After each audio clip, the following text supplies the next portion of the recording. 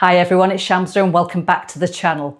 Today I'm taking this humble breakfast ingredient and turning it into the most delicious spicy egg curry.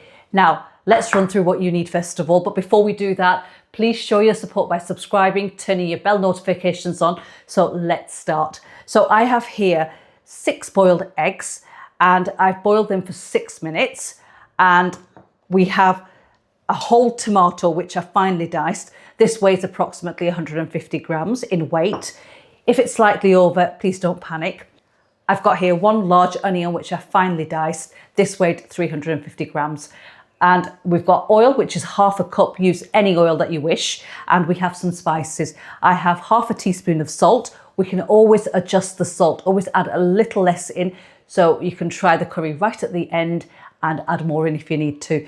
I've got here Kashmiri chilli powder, which I have 1 teaspoon of, the same of coriander powder, ½ a teaspoon of turmeric powder, and we have regular chilli powder, which I have ½ a teaspoon of to add heat to the dish. We have some whole spices to flavour the dish. I've got whole cumin seeds, 1 bay leaf, a cinnamon stick the size of my thumb, and a black cardamom pod. And to finish the dish off, I've got homemade Garam Masala, which is ½ a teaspoon. I've got 2 green chilies here. These are bullet chilies. I've sliced them in half. You can leave these out, but I like to add that contrast of colour, and they do add a lovely mild heat. And we have fresh coriander. So let's start cooking. I totally forgot to mention that you also need ginger and garlic. Now I use these frozen cubes which I purchased from the supermarkets. Now if you don't have these, then you can use a tablespoon of the paste or puree or fresh. Right, I've got my pan on the hob. Heat setting is on a medium, and we're going to start by adding the oil in first of all, and just give that a minute or so just to heat up. Right, the oil is hot now, and I'm going to start by adding the spices in there. The whole spices, the cumin seeds, the bay leaf, the cinnamon stick, and the black cardamom pod. And you can just see that it's sizzling away. Just give that 30 seconds. And now I'm going to add the onions in and fry them until they're golden brown in colour.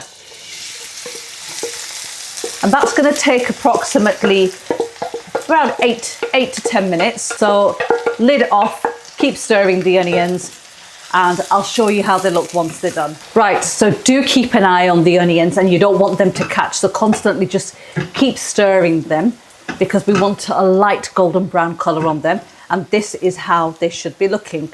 Now into this I'm going to add a splash of boiled kettle water, stop them from cooking any further, and then I'm going to add the ginger and garlic cubes in, along with the tomatoes and the spices. So all of it go in like that.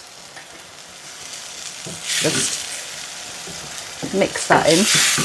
And now we're going to cook this until the tomatoes soften up. So I'm just going to add a little bit more water into that, not a splash. Lower my heat setting down to a low, and I'm going to pop the lid on and just allow that to cook away for around 5 to 6 minutes. And after 6 minutes, I'll show you how it looks. So it's been 6 minutes that the masala has been cooking away, and this is how it looks. The tomatoes have broken down really nicely. Now the next step is to cook the masala further. So now we're going to start the essential bhunning process. And what you want to do for that is have a kettle boiled and ready. And I've got some hot water here, which is from the kettle. And all I'm going to do is I'm just going to add a small amount at a time, and I'm just going to continue cooking this for around maybe 10 to 15 minutes until the whole masala has broken down completely. And leave the lid off, keep the heat setting on a low to medium heat flame, and just continue doing that. And I'll show you how it looks, because that's what's going to develop that flavour and build that flavour profile. And then once it's ready, I'll show you how it looks. Right, so the masala has been cooking away for 15 minutes. I've been adding small amounts of water into this and bhunning it. And as you can see that the onions and the tomatoes have broken down really nicely. The oil has started to separate and come around the edges and the surface. And into this, I'm going to add 2 cups of boiled kettle water. So that's 1, that's 2. And I'm also going to add the chilies in at this stage.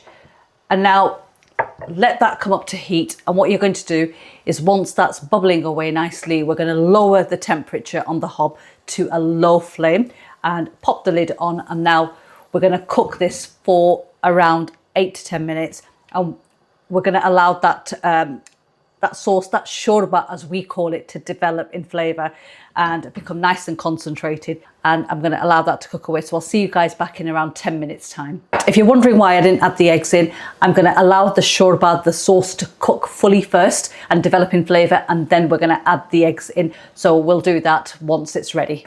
Right, it's been 15 minutes that the shorba, the curry, has been cooking away.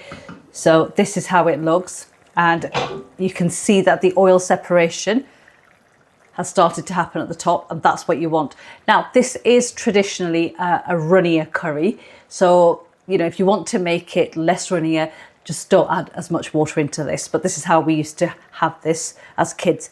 And now it's time to add the eggs in. And I normally just drop them in as whole eggs. Now, if you slice the eggs in half and add them in, the yolks come out of it. So we normally just tend to add them in as whole and just move them around so they get a little bit of colour on them. And the beauty of this dish is if you wanted to add more eggs into this, you could do. And then I'm just going to add the garam masala over the top and just finishing it off right now because this is going to cook away.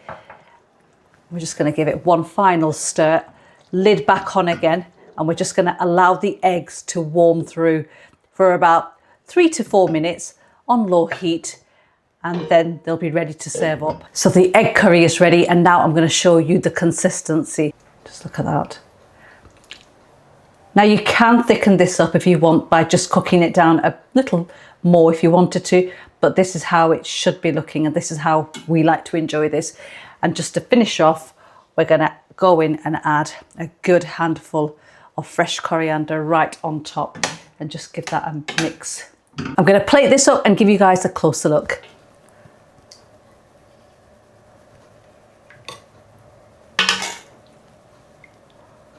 And here is the egg curry all ready and plated up. Looks absolutely delicious.